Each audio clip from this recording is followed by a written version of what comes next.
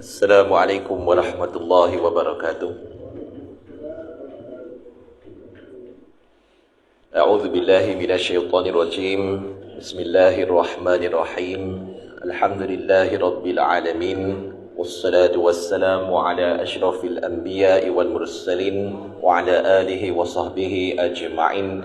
Subhanaka la ilma lana illa ma 'allamtana innaka antal alimul hakim. Rabbi syrah li sadri wa yassir li amri wahlul 'uqdatam min lisani yafqahu qawli. Allahumma salli ala Muhammad wa ala ali Muhammad kama sallaita ala Ibrahim wa ala ali Ibrahim wa barik ala Muhammad wa ala ali Muhammad kama barakta ala Ibrahim wa ala ali Ibrahim fil alamin innaka Hamidum Majid. Amma ba'd. Alhamdulillah, bersyukur kita pada Allah Subhanahu wa taala di atas limpah kurnia-Nya, di atas kasih sayangnya yang pemurah lagi Maha Penyayang, seperti mana yang kita sebut di dalam surah Al-Fatihah. Bismillahirrahmanirrahim, dengan nama Allah yang Maha Pemurah lagi Maha Penyayang. Allah Maha Pemurah dengan memberi kita nikmat kesihatan untuk kita mendirikan solat secara berjemaah pada malam ini. Alhamdulillah, Allah juga Maha Pengasih dan juga Maha Pemurah kepada hamba-hambanya yang beriman. Lalu Allah memberikan mereka nikmat kurniaan iman, yang mana iman ini kadang-kalanya naik, kadang-kalanya turun, bergantung kepada usaha kita dengan segala ibadah yang kita lakukan pada setiap hari.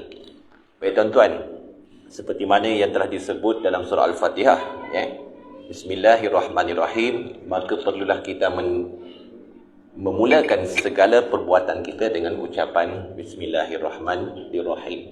Kemudian Alhamdulillahirabbil alamin, maksudnya segala puji-pujian bagi Allah Subhanahu wa taala, Tuhan sekalian alam, Ar-Rahmanir-Rahim, yang Maha Pemurah lagi Maha Pengasih, Maliki Yaumiddin, Tuhan yang memiliki hari pembalasan. Allah memberitahu kepada kita tidak ada siapa yang mampu memiliki hari pembalasan dengan seadil-adilnya kecuali Allah Subhanahu wa taala sahaja yang mampu mengadili segala perbuatan, segala hukuman dengan seadil-adilnya. Maka segala hukuman yang ada di dunia ini tidaklah sempurna kecuali hukuman daripada Allah Subhanahu wa taala. Iyyaka na'budu wa iyyaka nasta'in. Kepada kamu, kepada engkau ya Allah, kami menyembah. Maka dalam tafsir Nurul Ihsan ada mengatakan macam mana cara kita menyembah Allah Subhanahu wa taala? Tidak lain tidak bukan ialah dengan mendirikan solat 5 waktu sehari semalam. Dan juga segala apa yang Allah perintahkan kita, berpuasa, mengerjakan haji, juga mengeluarkan zakat, itu semua adalah bentuk-bentuk penyembahan kepada Allah Subhanahu wa taala. Adapun kalau kita membuat sesuatu ibadah seperti itu kepada yang lain daripada Allah Subhanahu wa taala, maka berlakulah satu perbuatan yang tidak Allah akan ampunkan perbuatan itu kecuali dia kembali kepada Islam balik, iaitu syirik. Jadi kalau kita melakukan segala perbuatan yang sama kita sembah kepada Allah, bermaksud kita melakukan syirik. Jadi pada malam ini kita cerita pasal mendirikan solat, khususnya mendirikan solat secara berjemaah. Baik tuan-tuan, sebelum kita mulakan panduan solat secara berjemaah, izinkan saya berkongsi kepada tuan-tuan kelebihan orang yang mendirikan solat secara berjemaah.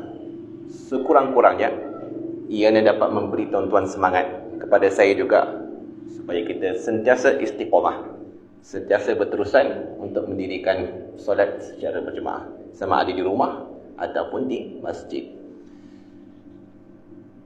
Dikatakan di sini melalui sabda Rasulullah sallallahu alaihi wasallam, barang siapa yang solat kerana Allah selama 40 hari dengan berjemaah dan mendapat takbir yang pertama, ditulis bagi orang itu 2 pelepasan. Yang pertama, pelepasan daripada neraka. Yang kedua, pelepasan daripada sifat nifak.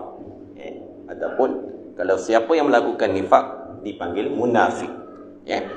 Di dalam hadis ini jelas menunjukkan kepada kita, kalau kita istiqamah mendirikan solat pada waktu pagi, Subuh, tuan-tuan, subuh. Mendirikan solat secara berjemaah selama 40 hari. Allah akan tulis bagi dia 2 pelepasan. Yang pertama daripada neraka, yang kedua daripada munafik. Kita tahu munafik ni apabila dia bercakap, dia berbohong, menipu.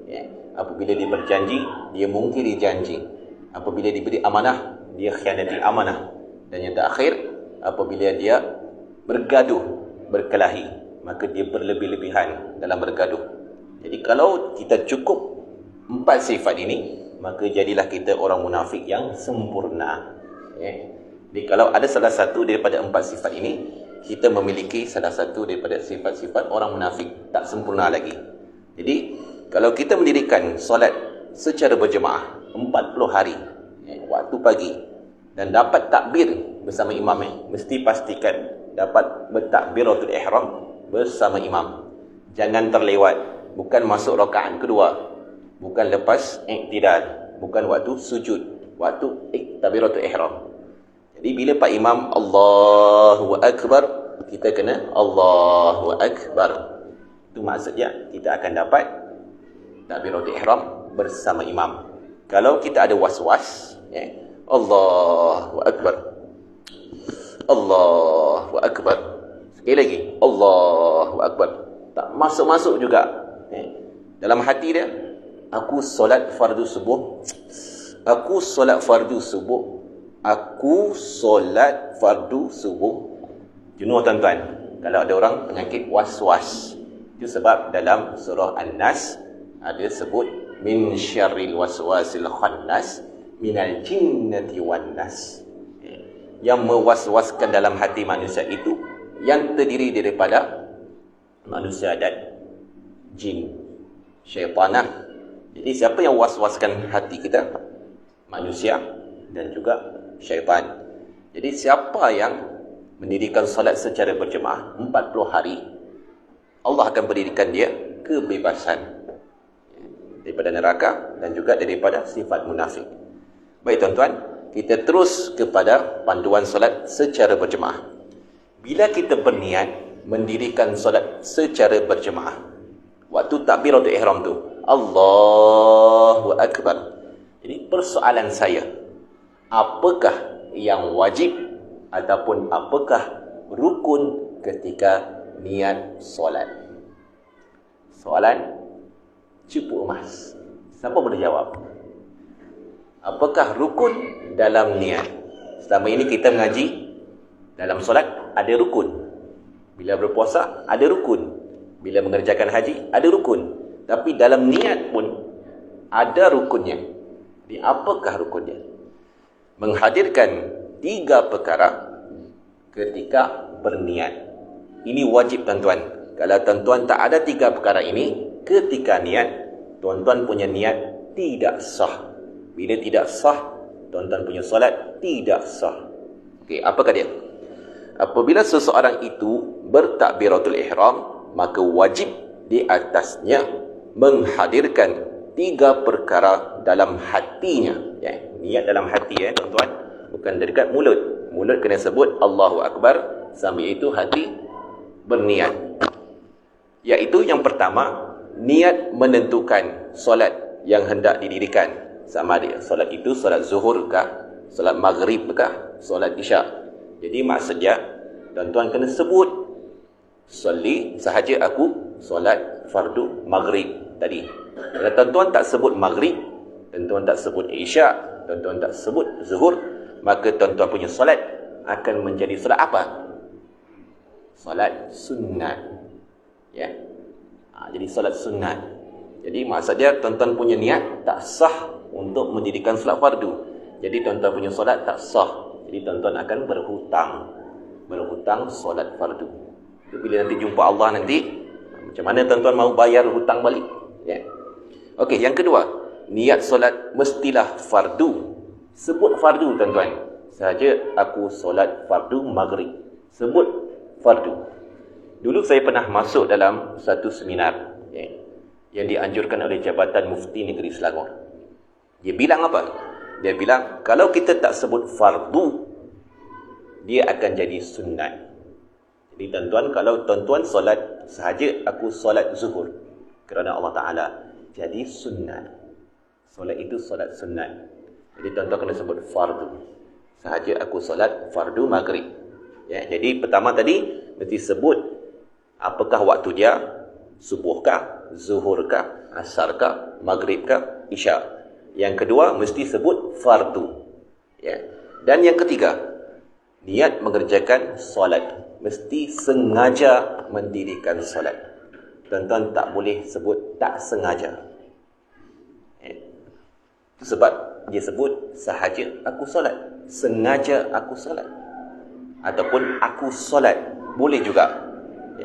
Tak boleh aku tersolat, aku dipaksa solat.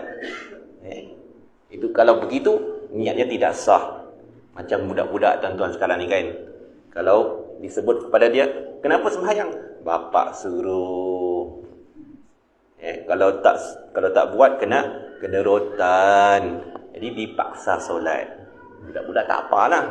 Tapi kita ni sudah dewasa, sudah baligh, mukallaf, diberati dengan hukum, wajib, sunat, haram, makruh. Jadi kalau kita tak ada niat ini, maka solat itu akan batal, tidak sah. Jadi kena sebut aku solat fardu maghrib. Kalau ada tiga ni, pas sudah. Maksud dia, tuan-tuan punya niat selesai sudah. Jadi mau sebut 3 rakaat ke, 4 rakaat ke, 2 rakaat ke, lillahi ta'ala, kerana Allah Ta'ala, itu semua sunat. Sunat. Kalau tuan-tuan tak sebut, tak apa. Tapi sebutlah kalau mau pahala yang sempurna. Tapi ada satu lagi cerita, menghadirkan niat menjadi makmum. Ini ketika kita mendirikan solat secara berjemaah. Tadi pertama tadi kalau solat sendirian, wajib ada 3. Aku solat fardu maghrib. Okey. Bila kita mendirikan solat secara berjemaah, maka kita perlu hadirkan kepada hati kita yang keempat, iaitu menjadi makmum ataupun menjadi imam. Okey. Dalam kitab ini dia cerita, kalau kita tak berniat menjadi makmum, sah solat kita. Sah kita solat, sah solat kita. Kalau kita tak berniat menjadi imam, sah juga solat imam, tapi solatnya sendirian, pahalanya sendirian. Contoh Pak Imam, dia berniat usolli fardal maghribi salasa raka'atin lillahi ta'ala. Makmum usolli fardal maghribi salasa raka'atin makmuman lillahi ta'ala. Jadi yang dapat pahala berjemaah ialah makmum. Imam dapat pahala seorang diri. Begitu juga sebaliknya, kalau Pak Imam berniat imaman lillahi ta'ala, makmum tak sebut menjadi makmum ataupun mengikut imam, maka yang dapat pahala imam ialah imam. Para makmum mendapat pahala seorang diri. Tapi semua solat sah. Jadi inilah ruginya bila nanti kita bertemu Allah, solat yang kita dirikan selama berpuluh-puluh tahun tidak dikira secara berjemaah. Beza solat berjemaah 27 pahala ataupun 27 kebajikan, tapi dapat satu kebajikan saja, satu pahala saja. Jadi waktu itu kita nak berguling-guling tak boleh tuan-tuan, tiada maaf bagimu. Okey.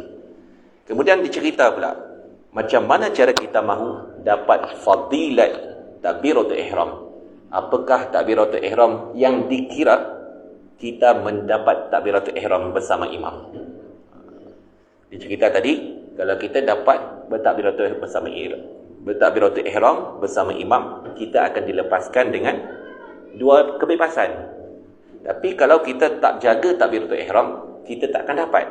Jadi dicerita sini, apabila imam mengangkat takbiratul ihram, maka disunatkan bagi makmum segera bertakbiratul ihram selepas takbir imamnya, supaya dia mendapat fadilat takbiratul ihram.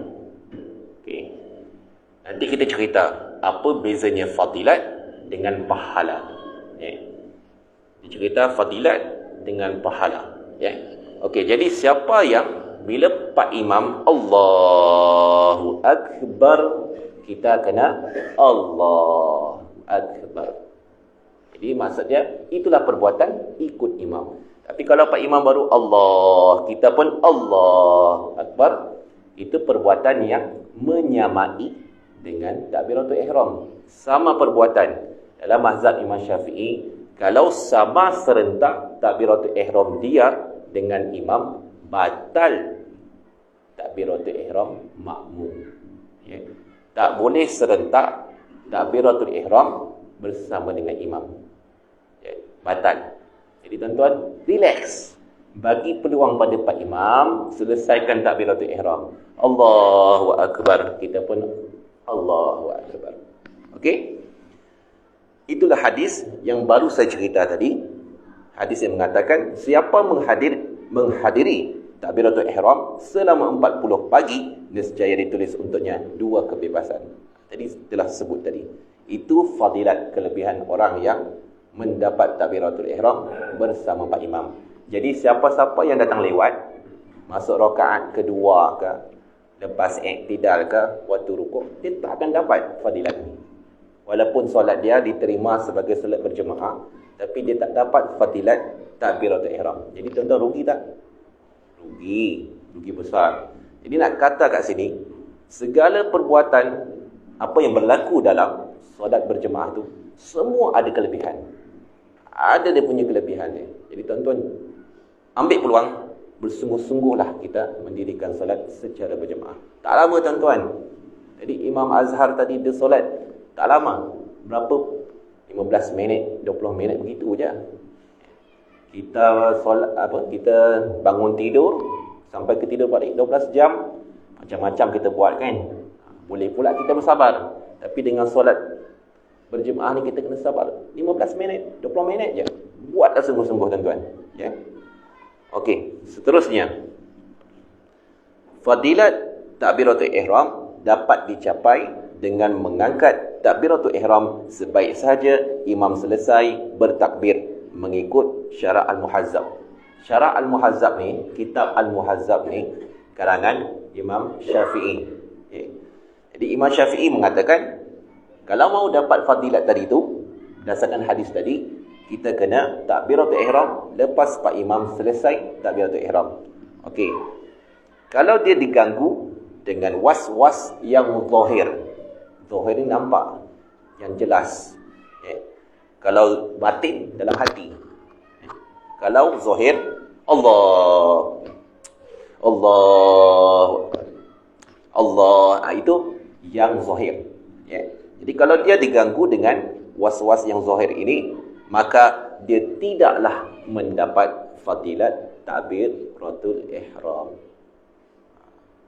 Rugi tuan-tuan. Sahabat kata apa?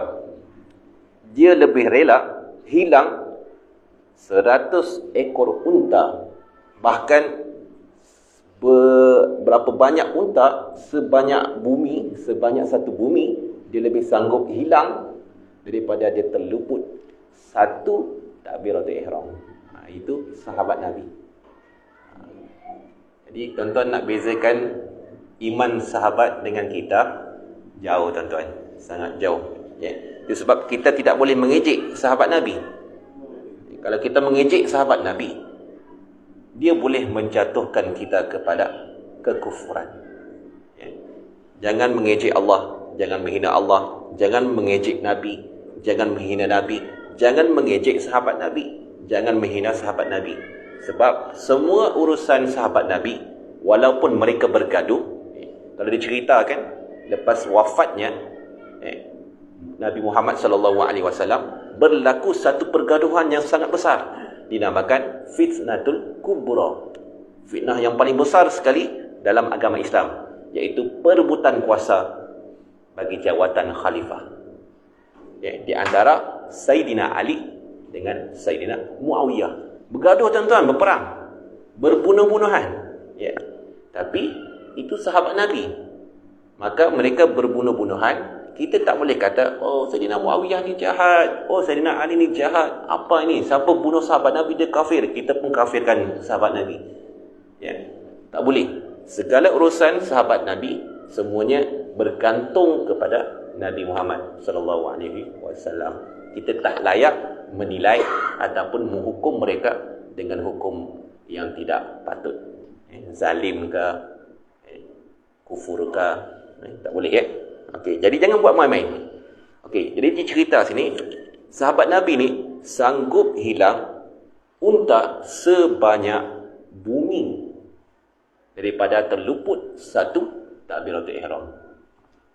Jadi kita ni kenalah ikut tuan-tuan, ya. Insya-Allah.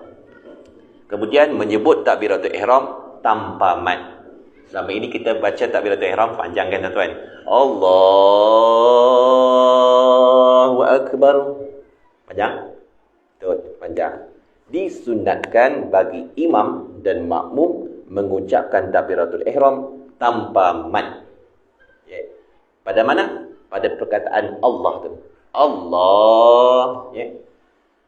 Para ulama mazhab, 4 mazhab mengatakan kalau kita mengucapkan Allah itu sepanjang 14 harakat, Allahu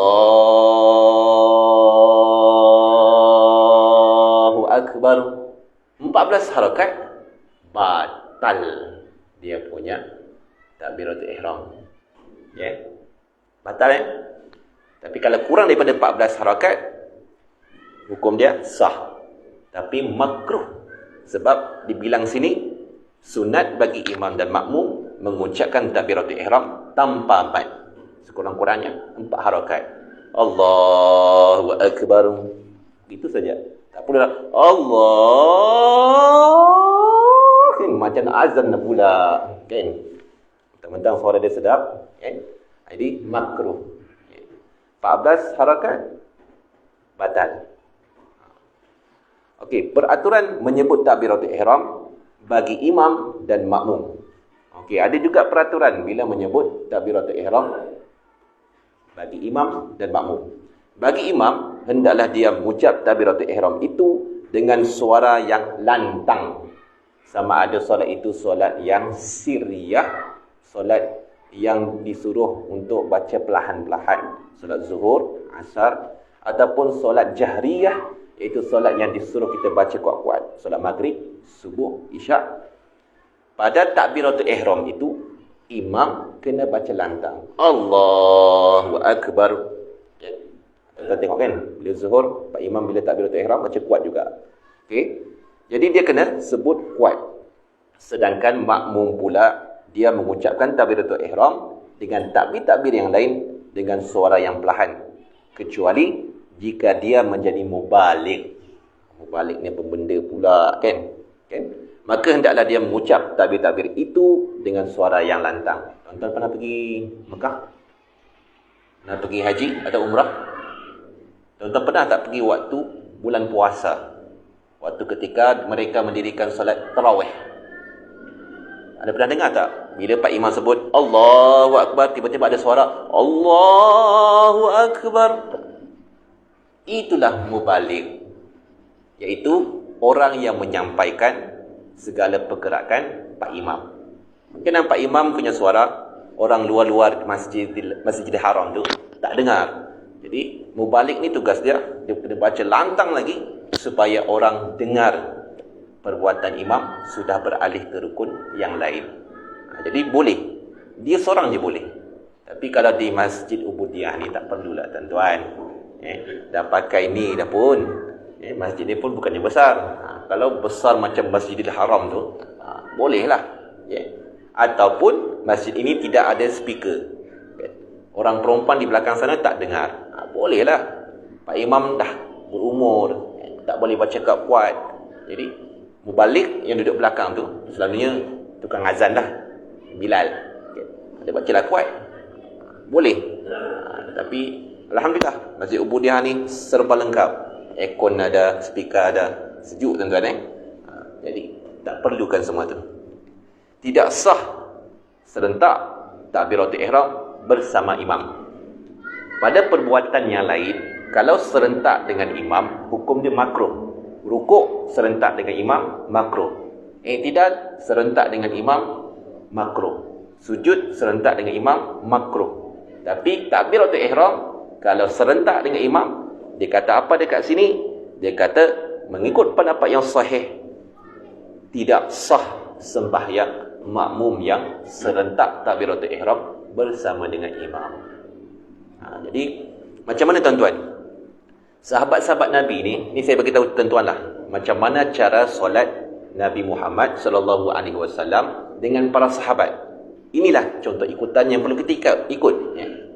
Bila Nabi Muhammad sallallahu alaihi wasallam takbir Allahu akbar, maka para makmum sahabat-sahabat Nabi akan Allahu akbar.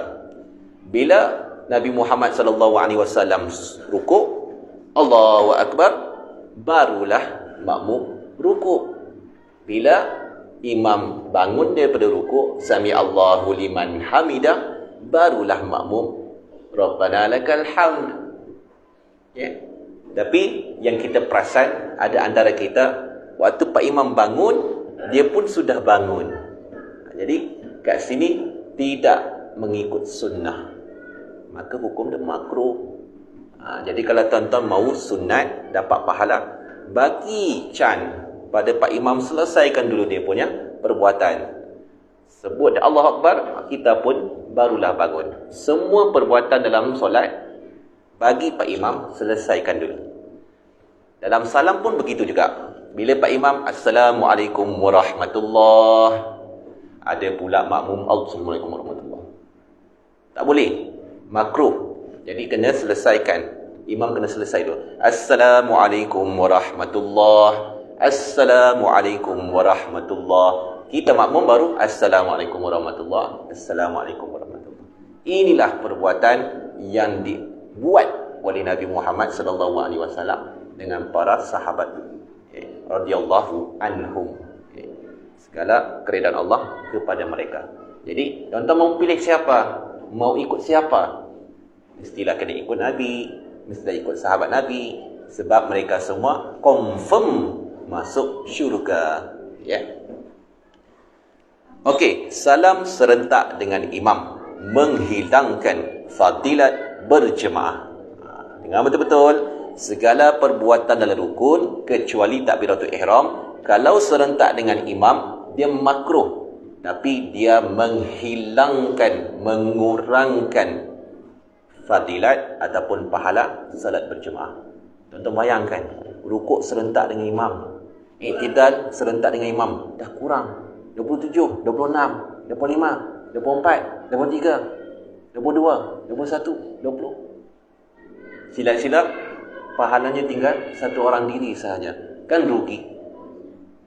Jadi tuan-tuan kena bagi Pak Imam selesaikan dulu perbuatan dia, baru kita ikut perbuatan imam. Kalau serentak sah, tapi mengurangkan pahala salat berjemaah. Okey. Kemudian di kata sini, memberi salam sebelum imam dengan niat mufaraqah.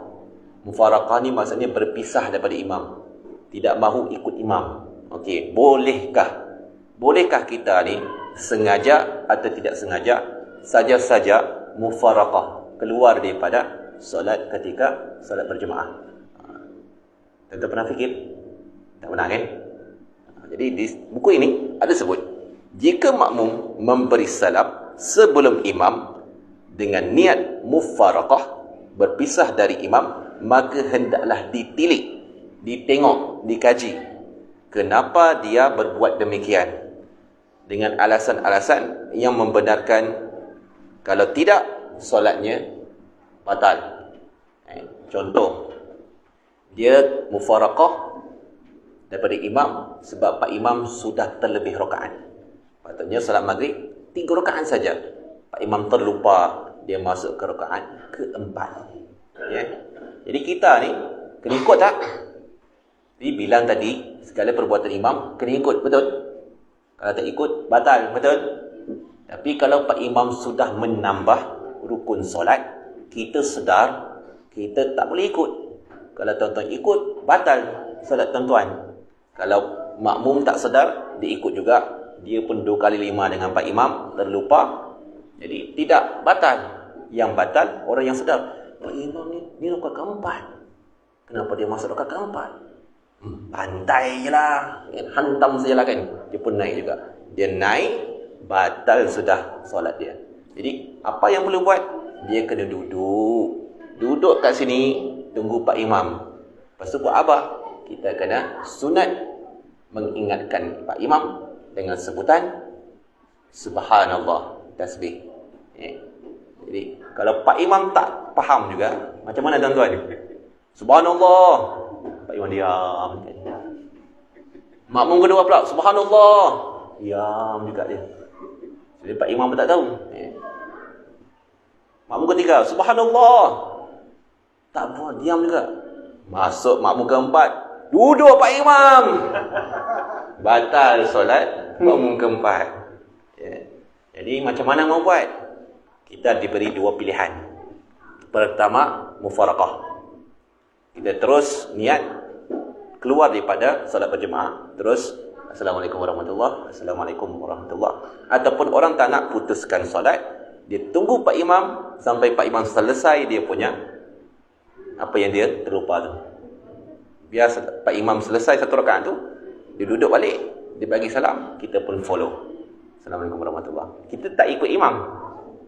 Yang salah, kita ikut dia waktu bagi salam saja. Itu boleh. Jadi dua pilihan. Tapi saya rasa tuan-tuan akan pilih pilihan yang pertama. Terus mufaraqah kan. Jadi siapa yang mufaraqah, dia tetap dapat solat berjemaah, pahala. Siapa yang ikut Pak Imam pun, dia akan dapat juga pahala solat berjemaah. Sehingga dikatakan, siapa yang solat rakaat kedua ketika solat Jumaat. Solat Jumaat tuan-tuan, saya beritahu tuan-tuan, wajib dibuat dengan berjemaah. Betul? Mesti dibuat dengan didahului oleh dua khutbah. Betul? Okey. Apa akan jadi kalau makmum tiba-tiba dia terlewat? Dia punya parking besar, dia parking, lepas tu Pak Imam sudah masuk rakaat kedua. Tuan-tuan ada dua pilihan. Sama ada tuan-tuan balik rumah ataupun tuan-tuan masuk masjid. Tuan-tuan pilih yang mana? Mau masuk masjid, solat bersama Pak Imam, ataupun tuan-tuan balik sajalah.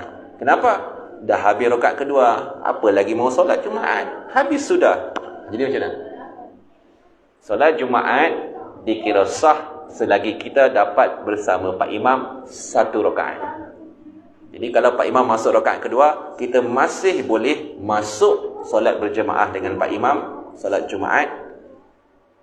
Dan kita akan tambah satu lagi rakaat selepas Pak Imam memberi salam. Sah. Jadi jangan putus asa tuan-tuan. Tengok Pak Imam dah masuk rakaat kedua, putus asa sajalah. Dulu saya pun begitu juga. Pak Imam dah masuk rakaat kedua, jom balik. Rupanya bila saya belajar dengan tuan guru saya, oh boleh rupanya. Jahilnya kita dulu Dan satu lagi, kita boleh mufaraqah pada Pak Imam kalau Pak Imam meninggalkan sunat-sunat maksudah ataupun sunat-sunat ab'ad. Contohnya kunut dan tahiyat awal. Apalah Pak Imam ni tak nak kunut, apalah Pak Imam ni tak nak tasyahud awal. Okey, saya beritahu tuan-tuan kunut dengan tasyahud awal hukum dia sunnah. Ikut Pak Imam hukum dia wajib. Jadi kalau Pak Imam meninggalkan kunut, Pak Imam tak buat kunut, Pak Imam tak buat tasyahud awal, kita ni tak boleh buat. Kalau kita buat, kita telah melanggar ataupun kita buat apa yang Pak Imam tak buat. Jadi hukum dia batal solat kita. Jadi tuan-tuan, kalau Pak Imam tinggalkan kunut, tuan-tuan tinggalkanlah kunut-kunut. Tapi kalau tuan-tuan mau buat juga, buatlah, tapi kena mufaraqah, keluar daripada solat. Habis ustaz, kalau aku mufaraqah, habis sudah aku punya pahala solat berjemaah. Macam mana? Tuan-tuan kalau mufaraqah sebab begitu, tuan-tuan tetap dapat solat, pahala solat berjemaah. Jangan risau. Kalau tuan-tuan pergi ke negeri lain, kan, tiba-tiba Pak Imam tak buat kunut, kan, dibilangnya itu apa, bid'ah, kan. Jadi kita kata mau buat juga, kan. Jadi tuan-tuan bolehlah mufaraqah. Itu dibenarkan. Adapun kalau saja-saja mufaraqah, aku nak mufaraqah sengaja lillahi ta'ala, kan, apa hukum dia tuan-tuan? Sah ke tak sah? Hukum dia sah, tapi haram. Tapi haram. Kenapa? Sebab tanpa sebab tuan-tuan telah meninggalkan jamaah. Kalau tuan-tuan tengah berperang, kita cerita pasal perang. Tengah berperang berlawan dengan orang kafir.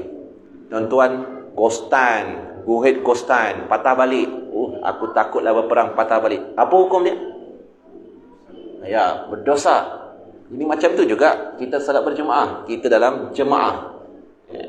Kenapa tuan-tuan mesti mufaraqah kalau pak imam tak buat salah? Ini hukum dia haram, tapi hukum dia boleh dibuat. Jadi janganlah buat, rugi tuan-tuan. Okey, seterusnya kita masuk kepada kaifiat takbiratul ihram. Sunat bagi imam dan makmum mengucapkan takbiratul ihram tanpa mat. Okey, sudah cerita. Takbiratul ihram hendaklah diucapkan dengan perkataan Allahu Akbar dengan mematikan huruf ra. Allahu Akbar. Sepatutnya Allahu Akbaru. Allahu Akbaru. Tapi bila kita takbiratul ihram, kita kena matikan huruf ra. Allahu Akbar. Jangan pandai-pandai pak Allahu Akbaru. Allahu Akbaru. Patutnya begini ejaan dia. Tidak. Ketika takbiratul ihram, kita kena matikan huruf ra. Sebab apa? Sebab Imam Nawawi kata takbir tidak pernah didengar melainkan dibacakan dengan waqaf pada huruf ra. Imam Nawawi kata apa? Nabi sebut Allahu Akbar takbiratul ihram tu dengan mematikan huruf ra. Jadi matikan huruf ra. Allahu Akbar. Kalau tuan-tuan mahu sebut Allahu Akbar, suka hati tuan-tuan lah. Macam orang India kan. Kita tahu orang India dia punya lidah dia kan getaran dia lebih sikit. Allahu Akbar. Kan? Boleh, tak ada masalah. Tidak sah solat jika bertakbiratul ihram dengan cara yang berikut. Memanjangkan sebutan alif pada Allah. Allah. Dia nak buat taranum ni. Taranum bayati kan hijaz. Allahu Akbar. Kan? Ataupun Allahu Akbar. Dipanjangkan alif pada Allah dengan akbar.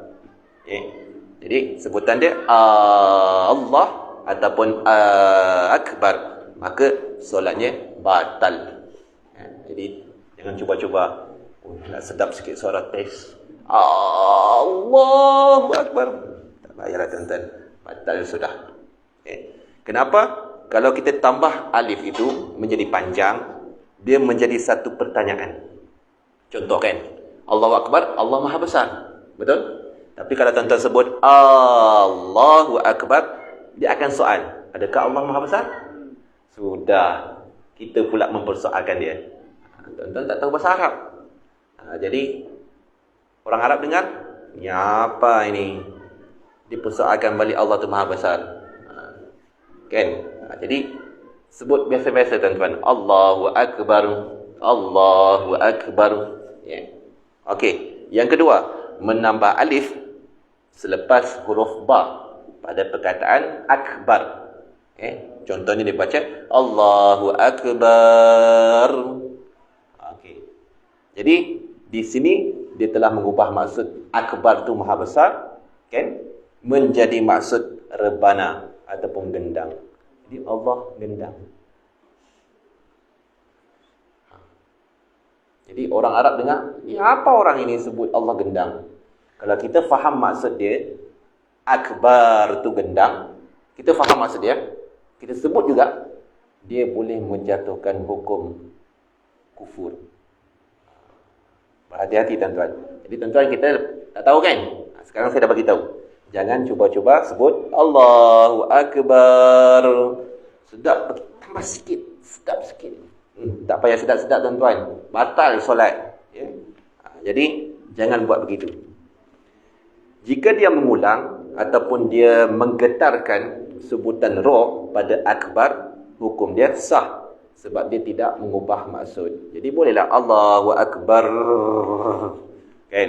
Saya pun tak boleh buat akbar.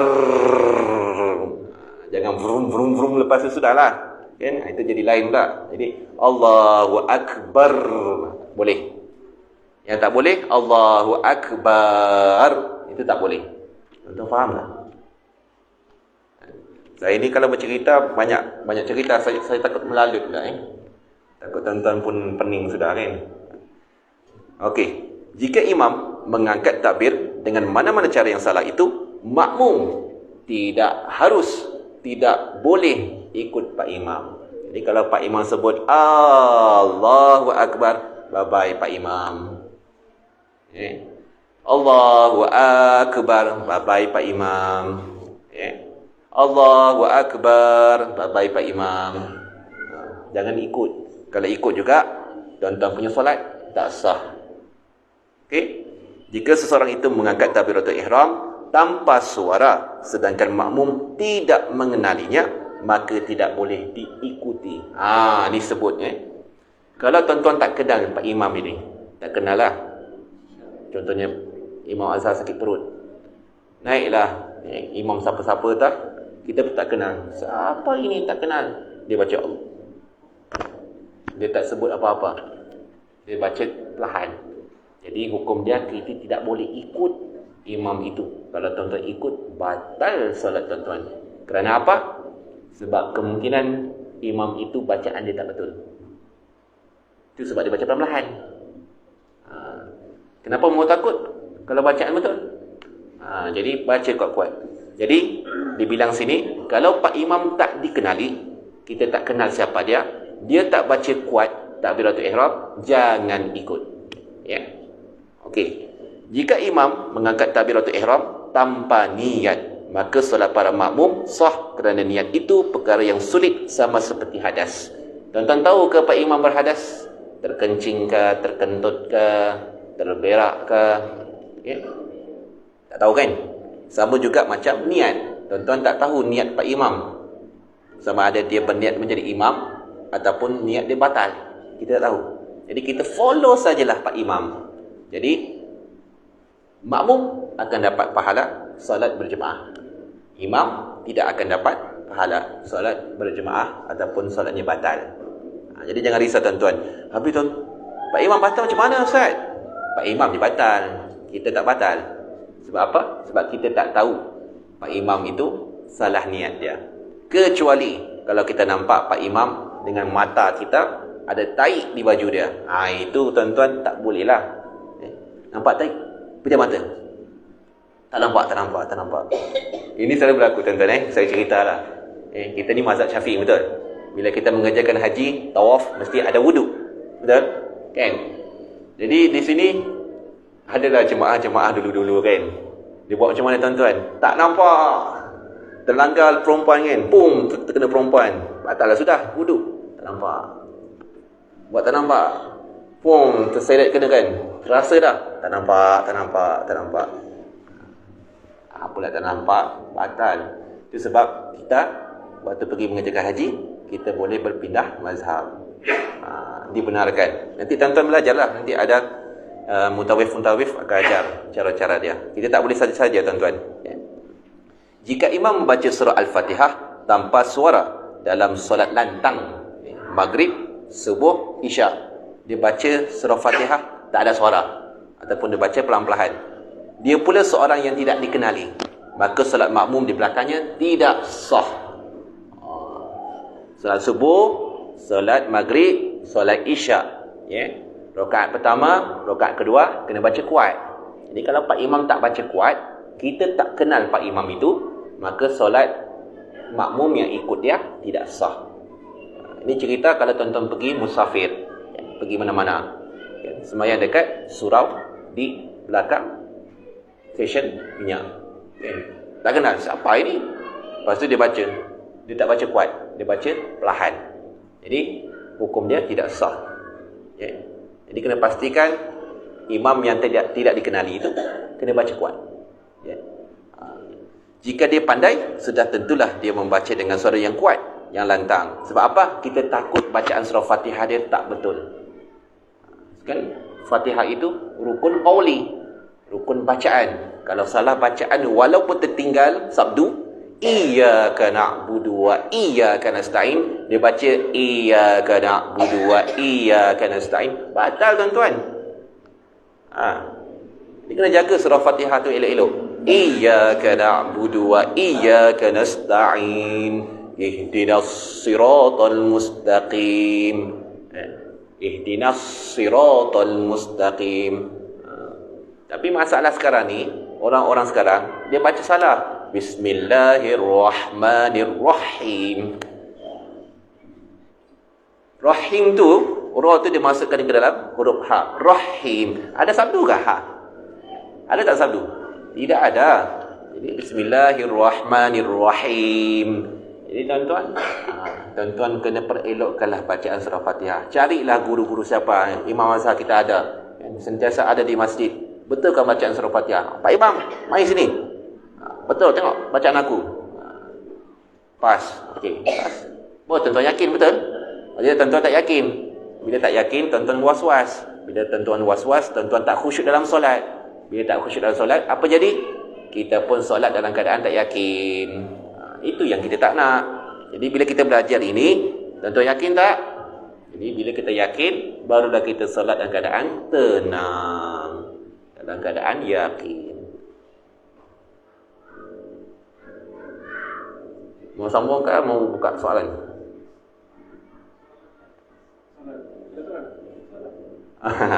Okey, saya beritahu saya siap Okey, mana yang saya dapat jawab, saya dah jawab lah.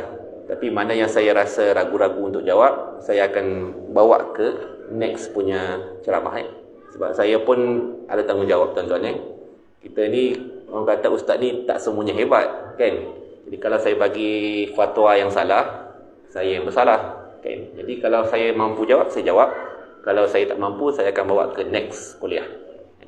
Okay. Bolehlah bertanya soalan. Ya.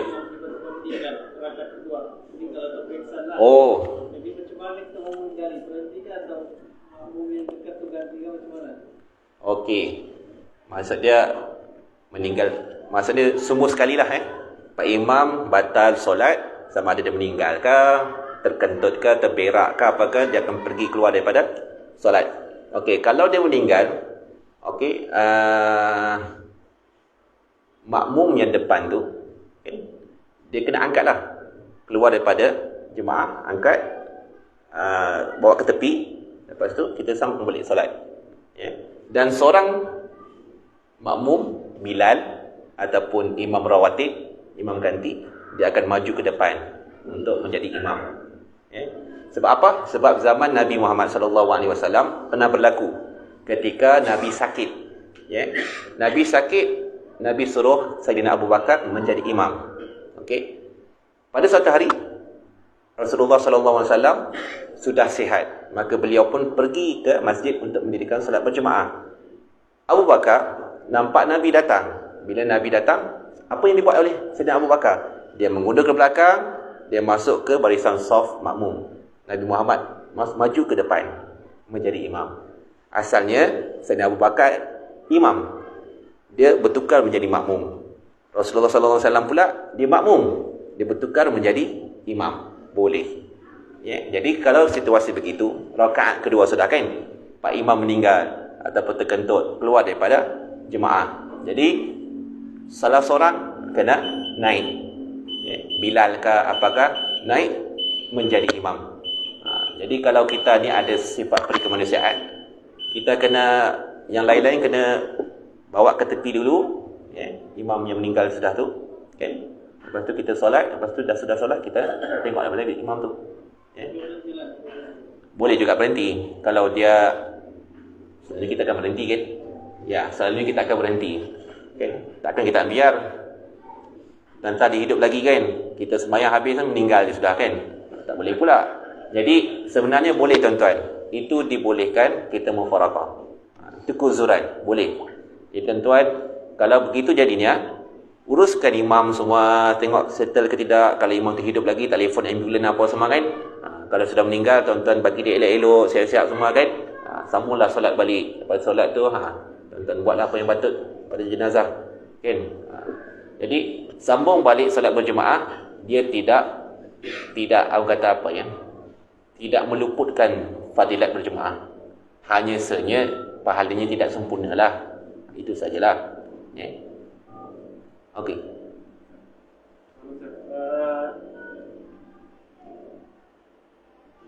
Macam mana Ustaz kalau kes solat Jumaat? Ya. Kan pernah kes imam masih dengar di tampar. Okey. Yang lepas tu berhenti. Ya.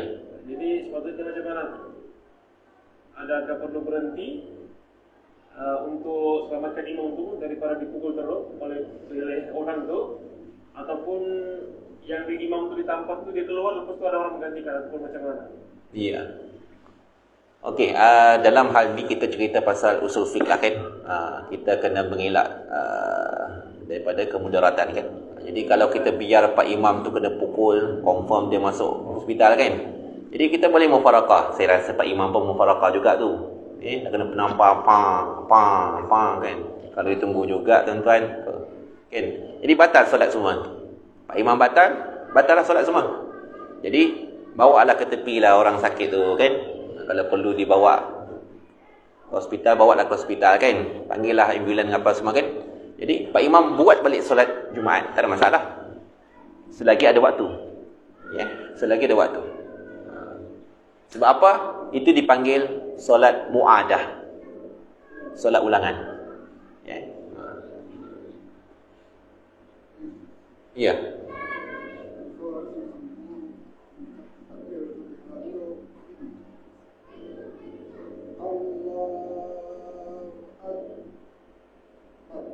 Oh. Oh. Seolah-olah ada saktah lah.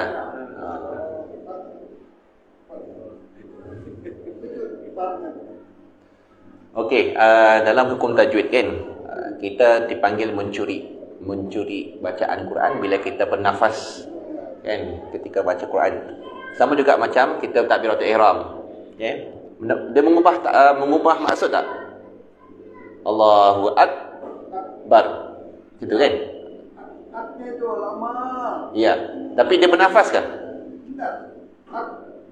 Oh, dia tahan nafas. Okey. Tidak mengapa lah begitu. Ya. Kecuali kalau dia Allahu Akbar. Kan? Itu lain lah tuan-tuan. Kan? Jadi dia tahan nafas. Akbar. Lepas ni tegurlah Pak Imam ya. Pak Imam jangan buat begitu. Ya. Sebab tindakan imam ini boleh menyebabkan makmum tak selesa. Jadi Pak Imam kena ambil kira tu. Jangan buat pelik-pelik. Dalam hukum tajwid tak ada bab begitu tu. Allahu Akbar. Kenapa saktah? Apa sebab saktah? Mana ada saktah situ? Ada sin ke? Sin tu saktah kan dalam Quran kan? Kalla bal rana ala qulubihim, dalam surah Yasin kan. Itu bolehlah akbar kan. Kenapa begitu? Saja-saja. Pak Imam lepas ni jangan buatlah kan. Makmum tak selesa lah. Boleh tau. Kita kan kalau makmum tak disukai, imam tak disukai oleh makmum, jadi bahaya tu.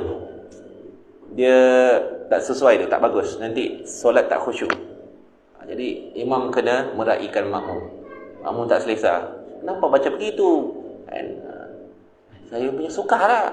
Tak boleh. Begitu. Ya. Ya.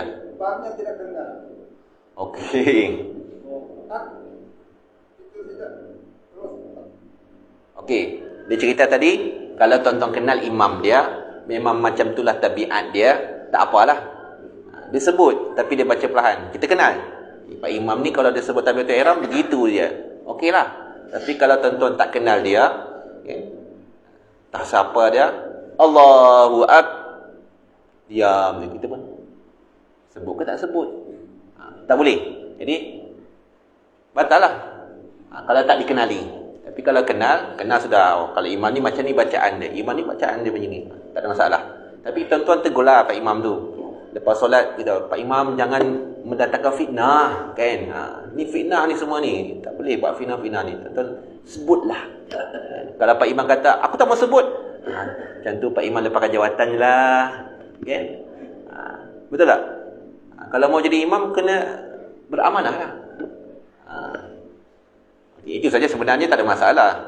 Kalau tuan-tuan kenal dia, disebut tapi dia baca perlahan, kenal sudah dia begitu, tak ada masalah. Tapi kalau tuan-tuan tak kenal, dia buat begitu, tak payah ikutlah. Okey? Ya. Itu saja. Okey. Alhamdulillah, mudah-mudahan apa yang saya jawab ni sebenarnya mengikut apa panduan yang saya belajar lah. Dan juga saya minta maaf, mohon maaf sekiranya saya terbahasa kasar pada tuan-tuan. Kita ni maklumlah, bila banyak bercerita ni naik syekh kan, seronok pula kan. Mungkin terguris perasaan tuan-tuan. Saya mohon maaf dari hujung kaki sampai hujung rambut. Apa yang baik datang daripada Allah Subhanahu Wa Taala, apa yang kurang datangnya daripada kelemahan saya sendiri. Marilah bersama-sama kita memanjatkan doa kepada Allah Subhanahu Wa Taala. Moga apa yang kita belajar ini mendatangkan manfaat kepada kita dan juga menjaga diri kita daripada segala kesilapan dan segala kegusaran yang membolehkan kita menjadi tidak yakin ketika salat berjemaah dan juga mengurangkan pahala ketika salat berjemaah. InsyaAllah ya. A'udzu billahi minasyaitonir rajim. Bismillahirrahmanirrahim. Alhamdulillahi rabbil alamin. Wassalatu wassalamu ala asyrafil anbiya'i wal mursalin wa ala alihi wa sahbihi ajma'in. Allahumma faqihna fid din wa 'allimna ta'wil wa wahdina ila siratikal mustaqim. La haula wa la quwwata illa billahil 'aliyyil 'azim. سبحانك لا علم لنا إلا ما علمتنا إنك أنت العليم الحكيم يا مقلب القلوب ثبت قلوبنا على دينك وعلى طاعتك ربنا هب لنا من أزواجنا وذرياتنا قرة أعين واجعلنا للمتقين إماما ربنا آتنا في الدنيا حسنة وفي الآخرة حسنة وقنا عذاب النار سبحان ربك رب العزة عما يصفون وسلام على المرسلين والحمد لله رب العالمين. Assalamualaikum warahmatullahi wabarakatuh.